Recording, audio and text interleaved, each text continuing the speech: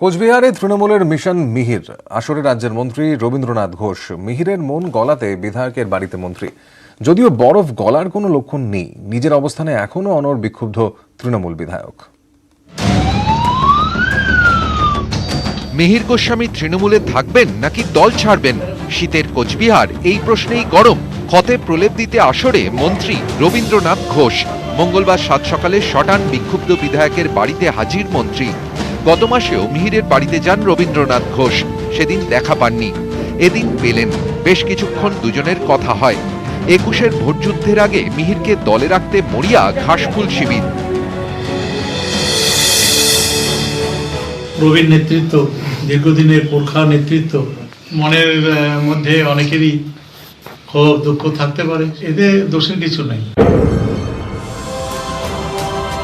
মন্ত্রী বাড়িতে এলেও বরফ কি গলল? মিহিরের কথায় তেমন ইঙ্গিত কিন্তু মিলল না। আমি যা বলেছি, আজও বলছি, আগামী দিনেও বলব। আমি যা বলি তার থেকে পিছিয়ে আসি না, সুতরাং বাকিটা আপনারা বুঝে নেবেন। রবীন্দ্রনাথ ঘোষ অবশ্য হাল ছাড়তে নারাজ। আমরা চাইছি যে মিহিরদা তৃণমূলে ছিল, আছে, থাকুক। মিহিরবাবু সবসময় দলের কাছে 100% গুরুত্বপূর্ণ।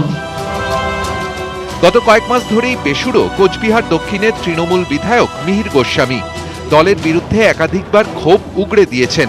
কোচবিহারের বিজেপি সাংসদ নিশীথ প্রামাণিকের সঙ্গে বৈঠকও করেছেন। এতেই তৈরি হয়েছে জল্পনা, পাল্টা মিহিরের বিরুদ্ধে সরব হয়েছে জেলা তৃণমূল নেতৃত্বের একাংশ। এরই মাঝে এদিন মিহির গোস্বামীর বাড়িতে মন্ত্রী রবীন্দ্রনাথ ঘোষ। কোচবিহার থেকে প্রবীর কুণ্ডু, নিউজ 18 বাংলা। বিদ্রোহ যেন চারিদিকে। অনুব্রতর অনুগত হয়ে কাজ করতে পারবো না, স্বাধীনভাবে কাজ করতে দিতে হবে। বিস্ফোরক মঙ্গলকোটের তৃণমূল বিধায়ক এবং রাজ্যের মন্ত্রী সিদ্দিকুল্লাহ চৌধুরী। বীরভূম জেলা তৃণমূল সভাপতি অনুব্রত মণ্ডল কোনো প্রতিক্রিয়া দেননি।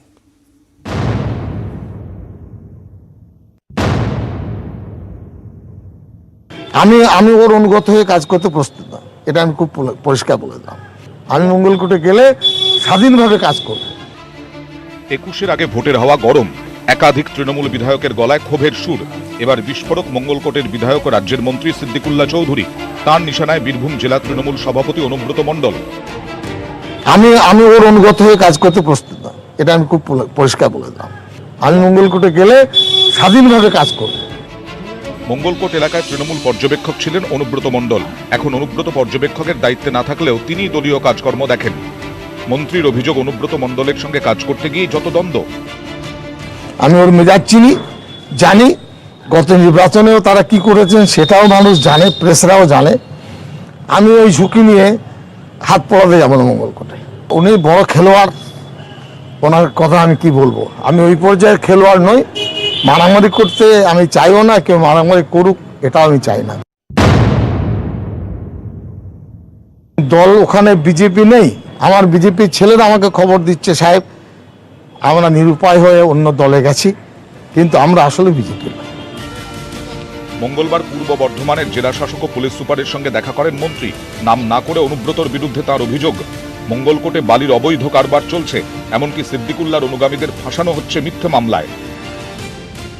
যে বালির ঘাটে একটা স্লিপ কাটছে যে এই ঘাটে আমি বালি ওঠাবো, অন্য ঘাট থেকে তুলছে। এটা যারা ওখানে ক্ষমতায় আছেন, আমি তাদের নাম বলে আর কি বলবো। বিভিন্ন ছেলেদেরকে অ্যারেস্ট করা হয়েছে NDPS, গ্যাজার কেস, লিকুইড কেস, মিথ্যা অভিযোগে ফাঁসানো হয়েছে। বীরভূম তৃণমূল জেলা সভাপতি অনুব্রত মণ্ডল এ নিয়ে কোনো প্রতিক্রিয়া দেননি। রাজনৈতিক পর্যবেক্ষকদের মতে দলের মন্ত্রীর এই মন্তব্যে অস্বস্তিতে তৃণমূল। এটা নিশ্চয়ই দলের নেতৃত্ব দিক। আমি তো দলের ইন্টারনাল ওয়ার্কিং দেখি না, সুতরাং যারা দেখেন তারা এই ব্যাপারে কথা বলে আপনাদের জানাবেন। ভোটের আগে রাজ্যের মন্ত্রীর এই ধরনের কথায় তৃণমূলের কোন দল ফের প্রকাশ্যে। ক্যামেরায় সন্দীপ পালের সঙ্গে শরদিন্দু ঘোষ, নিউজ 18 বাংলা। এদিকে রামপুরহাটেও তৃণমূলে বিদ্রোহ। পুর প্রশাসকের বিরুদ্ধে দুর্নীতি সহ একাধিক অভিযোগে দল ছাড়লেন রামপুরহাট পুরসভার বিদায়ী ভাইস চেয়ারম্যান আব্বাস হোসেন। আব্বাস হোসেন মন্ত্রী আশিস বন্দ্যোপাধ্যায়ের ঘনিষ্ঠ বলে পরিচিত। যার বিরুদ্ধে অভিযোগ, সেই অশ্বিনী তিওয়ারি আবার অনুব্রত মণ্ডলের ঘনিষ্ঠ। তিনি দুর্নীতির অভিযোগ মানতে নারাজ। 21-এর ভোটযুদ্ধের আগে রামপুরহাটে অস্বস্তিতে তৃণমূল। দল ছাড়ার কথা ঘোষণা করলেন রামপুরহাটের দাপুটে তৃণমূল নেতা আব্বাস হোসেন। রামপুরহাট পুরসভার বিদায়ী ভাইস চেয়ারম্যানও আব্বাস। প্রশাসক বোর্ডের প্রধান অশ্বিনী তিওয়ারির বিরুদ্ধে দুর্নীতির অভিযোগ তুলে দলত্যাগ 3 বারের কাউন্সিলরের। আব্বাসের দাবি সংখ্যাগরিষ্ঠ কাউন্সিলর তার সঙ্গেই রয়েছেন। কেন্দ্রে প্রশাসক অশ্বিনী তিওয়ারি বসেছেন, কাউন্সিলর ভয় দেখিয়ে, লোভ দেখিয়ে 5 কোটি 6 কোটি করে দেবো, আব্বাস থেকে সরিয়ে দাও, নির্মল ব্যানার্জিকে সরিয়ে দাও। তারা সাকসেসফুল হয়েছে। যারা তৃণমূল করে তাদেরকে বলছে তোরা তৃণমূল করিস না, তোরা বিজেপি কর, কংগ্রেস কর, ওই দল করে কোনো লাভ হবে না। যে প্রশাসক চেয়ারে বসে বলছে অশ্বিনী তিওয়ারি। দুর্নীতির অভিযোগ উড়িয়ে দিয়েছেন তৃণমূলের পুরো প্রশাসক। তিনি আব্বাস হোসেনের দলত্যাগকে গুরুত্ব দিতে নারাজ। কোনো সমস্যার সঙ্গে তো আছে, ওরই অসুবিধা হচ্ছে। কোনো কাউন্সিলর এমনকি আমি তো বিরোধী কাউন্সিলরকে নিয়েও তো ভোট চালিয়েছি একেবারে, কেউ তৈরি হয়নি। ওই শুধু ছিল না, বাকি সব কাউন্সিলর সঙ্গে ছিল, কোনো সব কাউন্সিলর সঙ্গে। বীরভূম জেলার রাজনীতিতে মন্ত্রী আশিস বন্দ্যোপাধ্যায়ের ঘনিষ্ঠ বলে পরিচিত আব্বাস হোসেন। পুরো প্রশাসক অশ্বিনী তিওয়ারি আবার তৃণমূল জেলা সভাপতি অনুব্রত শিবিরের নেতা। তাহলে কি লড়াই আসলে অনুব্রত বনাম আশিসের? উঠছে প্রশ্ন। আমরা এখনো পর্যন্ত কিন্তু কোনো লিখিত কিছু পাইনি, সুতরাং আমি বলবো তার সিদ্ধান্ত পুনর্বিবেচনার জন্য ক্ষোভ থাকলে সে ক্ষোভ নিরসন করা যাবে। আব্বাসের দলত্যাগ নিয়ে অনুব্রত মণ্ডলের সঙ্গে যোগাযোগ করা হয়, কিন্তু তিনি কোনো প্রতিক্রিয়া দিতে চাননি। তৃণমূল ছাড়ার কথা ঘোষণা করলেও অন্য কোনো দলে এখনো যোগ দেননি আব্বাস হোসেন। রামপুরহাট থেকে অক্ষয় ধীবর, নিউজ 18 বাংলা। সামনেই পরীক্ষা, তাই লেখাপড়া শুরু, লেখালেখি দেওয়ালে। হাবড়ায় বিজেপি দেওয়াল লিখতে নেমে পড়েছেন। প্রার্থীর নাম ঘোষণার আগেই দেওয়ালে পদ্ম ফুটেছে, কটাক্ষ করছে তৃণমূল।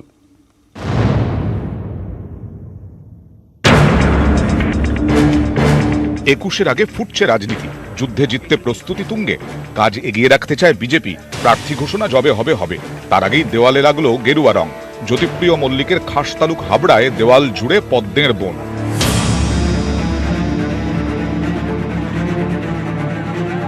ঝুপ করে শীত নেমেছে, রাজনীতির হাওয়া বইছে নরমে গরমে। বিজেপি বলছে ভোট পরীক্ষার আগে পড়াশোনা থামালে চলবে না।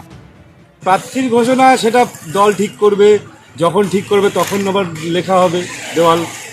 কিন্তু এখন মানে এই মুহূর্তে আমরা জাস্ট ফর মানুষকে উৎফুল্ল করার জন্য দেওয়াল লেখনটা চালু করেছি। এক্সামের ডেট ঘোষণার পর নিশ্চয়ই করতে বসবে না, বইয়ে প্রস্তুতি বা লেসন প্ল্যানটা আগে থেকে করা ভালো। তৃণমূল অবশ্য কটাক্ষ করে বলছে পড়াশোনা করলেও বিজেপি পরীক্ষায় পাশ করতে পারবে না। যারা সারা বছর পড়াশোনা করে তাদের পরীক্ষার সময় বেশি পড়াশোনা করা লাগে। যারা এখন থেকে দেয়াল লিখছেন, আমার মনে হয় তারা দেখবেন পরীক্ষার সময় শূন্য করে। পাড়ায় পাড়ায় এখন চুনকাম করা দেওয়াল, হাতে সরু মোটা তুলি, দেওয়ালে দেওয়ালে ছড়া লেখা শুরু। ভোটের আগেই ভোট যেন এসে গেছে হাবড়ায়। হাবড়া থেকে জিয়াউল আলমের সঙ্গে রাজর্ষি রায়, নিউজ 18 বাংলা। ধর্মঘটের প্রচারে জেলায় জেলায় একজোট হাতহাতুড়ি। মোদী এবং মমতা সরকারকে নিশানা করে মিটিং মিছিল দু দলের নেতাকর্মীদের। আগামী 26শে সেপ্টেম্বর দেশব্যাপী সাধারণ ধর্মঘটের আহ্বান জানানো হয়েছে। তৃণমূল বিজেপির দুই রথের মাঝে রাজ্য রাজনীতিতে নিজেদের উপস্থিতি জানান দিতে ময়দানে নেমে পড়েছে বাম কংগ্রেসও। ঠান্ডা ঘরে নেতাদের জোটকে মাঠে ময়দানে জনগণের কাছে বিশ্বাসযোগ্য করতে এবার প্রথম থেকেই মরিয়া অধীর বিমান সূর্যরা। 26শে নভেম্বরের ট্রেড ইউনিয়ন ধর্মঘট সেই পরীক্ষার প্রথম পর্ব।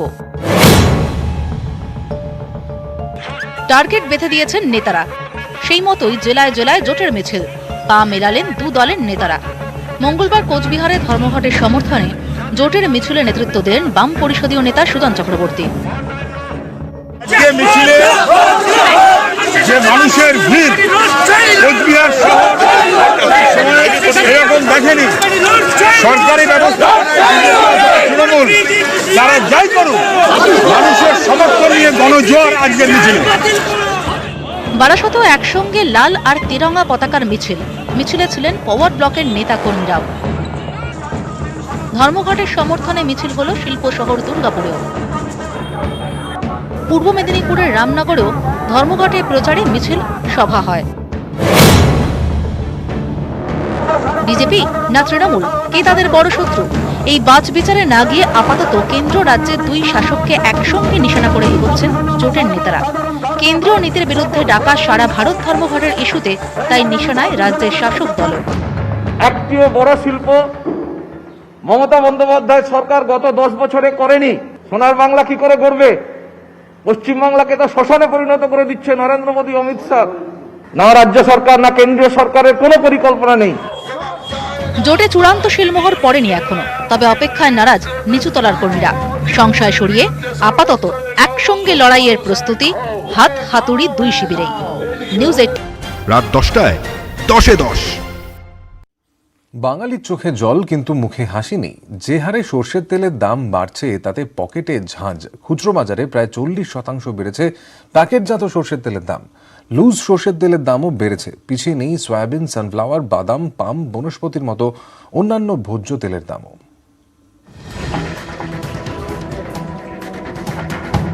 আলু পেঁয়াজের রক্ষে নেই দোসর ভোজ্য তেল। সর্ষে থেকে সয়াবিন, বিভিন্ন তেলের দাম লাফিয়ে লাফিয়ে বাড়ছে। দামের চোটে বাঙালির চোখে জল। সর্ষের তেলের দাম বাড়ার সঙ্গে সঙ্গে আরো আদার্স মানুষ আলু ভাতে ডাল খাবে, সেটার কি দাম আছে বলুন? সর্ষের তেলের দাম তো দূরের কথা।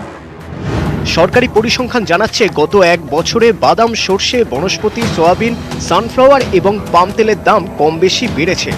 এর মধ্যে সয়াবিন, সানফ্লাওয়ার এবং পাম তেলের দাম বেড়েছে 30% পর্যন্ত। কলকাতায় সর্ষের তেলের গড় দাম দাঁড়িয়েছে লিটার প্রতি প্রায় 140 টাকা। গত বছর এই সময় তা ছিল গড়ে 100 টাকা। বনস্পতি তেল গত বছর এই সময় 72 টাকা লিটার দরে বিক্রি হলেও তা এখন 100-এ পৌঁছেছে। 2019 সালের 18ই অক্টোবর সয়াবিন তেলের সরকারি দর ছিল লিটার প্রতি 90 টাকা, এখন তা 110 টাকা। কলকাতার ক্ষেত্রে তা 94 থেকে বেড়ে 113 টাকা। শীতকালে এমনিতেই সর্ষের তেলের চাহিদা বাড়ে, তবে এবছর সবকিছু ছাপিয়ে গিয়েছে। ব্যবসায়ীদের আশঙ্কা 150 গিয়ে থামবে সর্ষের তেলের দাম। সর্ষের দাম কি বেড়েছে? হ্যাঁ, একটু বেড়েছে। কতটা? ওই ধরুন কিলো 20 থেকে 30 টাকা বেড়েছে। ওরা বলছে 150 টাকা লিটার আপনাদের বেচতে হবে, তার মানে 148 কিনতে হবে, 2 টাকা লাভ। কিন্তু কেন এই দাম বৃদ্ধি? পাইকারি ব্যবসায়ীদের দাবি পুজো থেকে শীতকাল পর্যন্ত এমনিতেই বাজার চড়া থাকে। রান্না থেকে গায়ে মাখা বিভিন্ন কারণে তেল ব্যবহার বাড়ে। এবছর পঙ্গপালের উৎপাতে রাজস্থান, পাঞ্জাব সহ বিভিন্ন রাজ্যে সর্ষে চাষে প্রভাব পড়েছে। বন্যা ও করোনার জন্য সর্ষে উৎপাদন কম হয়েছে, যার জেরে সর্ষের যোগান কম, দাম বেশি। এর সঙ্গে জ্বালানির দাম বৃদ্ধি, পরিবহন খরচ বেড়ে যাওয়াকেও দায়ী করছেন শহরের পাইকারি ব্যবসায়ীরা। শীতকালে এমনি সরিষার প্রোডাকশন কম, প্লাস শীতকালে একটা চাহিদা হয়, ব্লেন্ডেড তেল বন্ধ হয়ে যায়। পঙ্গপাল এসে খানিকটা ক্ষতি করে দিয়েছে। মজুদ কম আছে, দাম বাড়ছে, প্লাস গাড়ি ভাড়া, লেবার খরচা বেড়ে গেছে। তবে কি দাম কমবে না? ফেব্রুয়ারির আগে কোনো আশা নেই, দাবি অয়েল মিল মালিকদের। নতুন সর্ষে ফেব্রুয়ারি মাসে আসবে, তারপরে বাজারটা কমবে, তাহলে কমবে। কম দামে সর্ষের তেল কেনার প্রবণতা বরাবরই লক্ষ্য করা যায়। এই সুযোগে সস্তায় তেল বেচতে ভেজাল মেশানোর আশঙ্কাও বাড়ছে। তাই বিশুদ্ধ তেলের রান্না খেতে গেলে শীতের মরশুমেও পকেটে হাত ঢোকালেই ছ্যাঁকা খাচ্ছে বাঙালি। পেঁয়াজ আলুর সঙ্গে সর্ষের তেলের দামও অনেকটাই বাড়ছে, কারণ সর্ষের প্রোডাকশন অনেকটাই কম, উপরন্তু পঙ্গপালের ক্ষতি। সব মিলিয়ে সর্ষের তেলের দাম আস্তে আস্তে ঊর্ধ্বমুখী। ক্যামেরায় দীপক উপাধ্যায়ের সঙ্গে শঙ্কু সাত্রা, নিউজ 18 বাংলা, কলকাতা। গিরিশ পার্ক থানা এলাকার একটি বহুতলের ফ্ল্যাট থেকে বৃদ্ধ এবং বৃদ্ধার পচা গলা দেহ উদ্ধার। প্রতিবেশীদের থেকে খবর পেয়ে দেহ উদ্ধার করে পুলিশে। মৃত্যুর কারণ নিয়ে তৈরি হয়েছে ধোঁয়াশা। মৃতদেহ দুটি ময়না তদন্তের জন্য পাঠিয়েছে পুলিশ। সোমবার সন্ধে দুর্গন্ধে অতিষ্ঠ হয়ে ওঠেন গিরিশ পার্ক থানার রামদুলাল সরকার স্ট্রিট এলাকার একটি বহুতলের বাসিন্দারা। কোথা থেকে আসছে এই দুর্গন্ধ? খোঁজ করতে গিয়ে প্রতিবেশীরা দেখেন গন্ধ আসছে বহুতলেরই 3 তলার একটি ফ্ল্যাটের ভিতর থেকে। যে ফ্ল্যাটের বাসিন্দা 71 বছরের বিশ্বজিৎ মিত্র, 68 বছরের শিপ্রা মিত্র। সময় নষ্ট না করে পুলিশে খবর দেন প্রতিবেশীরা। অফিসাররা দেখেন ঘরের মধ্যে পড়ে রয়েছে বৃদ্ধ বৃদ্ধার পচা গলা দেহ। পুলিশ সূত্র থেকে খবর যে তাদের আর্থিক অনটনে তারা ভুগছিলেন বেশ কিছুদিন ধরে। তারই সঙ্গে তার স্ত্রীর তিনি অসুস্থ ছিলেন, ফলে মানসিক অবসাদগ্রস্ত হয়ে তারা পড়েছিলেন, এমনটাই কিন্তু জানা যাচ্ছে। শুক্রবার রাতে তাদের শেষবারের মতো দেখা গিয়েছিল। ছট পুজোর দিন শুক্রবার দিন রাত্রি 9টা অবধি ওনাকে দেখা গেছে। তারপর শনিবার করেছেন কিনা সেটা বলতে পারা যাচ্ছে না। সুসাইড তো করেইছে, এটাই একবারে সাংঘাতিক আর কি। পরশু যে গন্ধ আছে, পরশু আমরা ড্রেন ফ্রেন হয়তো কোথায় জাম হবে, তো নিচে গন্ধ আছে। কালকেও অনেক গন্ধ বেরোচ্ছিল, তারপর আমরা বাড়ির কজন আমরা বেরোলাম, বেরিয়ে দেখলাম, তো আমরা এদের নক করি এরা ওদের গন্ধ পাচ্ছে কিনা, নক করছি কেউ তুলছেই না, বেল দিচ্ছি কেউ যে মোবাইলে করছে না। থানা মৃতদের ঘর থেকে কোনো সুইসাইড নোট উদ্ধার না হওয়ায় মৃত্যুর কারণ নিয়ে তৈরি হয়েছে ধন্দ। পুলিশের তরফে ময়নাতদন্তের জন্য মৃতদেহ দুটি পাঠানো হয়েছে আরজিকর হাসপাতালে। ক্যামেরায় সঞ্জয় মণ্ডলের সঙ্গে অর্পিতা হাজরা, নিউজ 18 বাংলা। বয়স তাদের কম, কিন্তু তাদের কাজ সম্মানের দাবি রাখে। জীবনের শুরুতেই তারা প্রতিভার স্বাক্ষর রেখেছেন। যে কোনো ক্ষেত্রেই তারা পারদর্শী, খেলাধুলা থেকে লেখাপড়া, শিল্প, যে কোনো ক্ষেত্রে তাদের প্রতিভার বিচ্ছুরণ কখনো তাদের নিজের জগতের গণ্ডিও পেরিয়ে যায়। কোনো জগতের কোনো প্রতিভাবান খুদে ভারতীয় যদি আপনার নজরে আসে, তাহলে অবশ্যই লগ ইন করুন news18.com/younggenius অথবা বাইজুস অ্যাপ ডাউনলোড করে ইয়াং জিনিয়াস বিভাগে গিয়ে আজই রেজিস্টার করুন। বাইজুস ইয়াং জিনিয়াস একটি নিউজ 18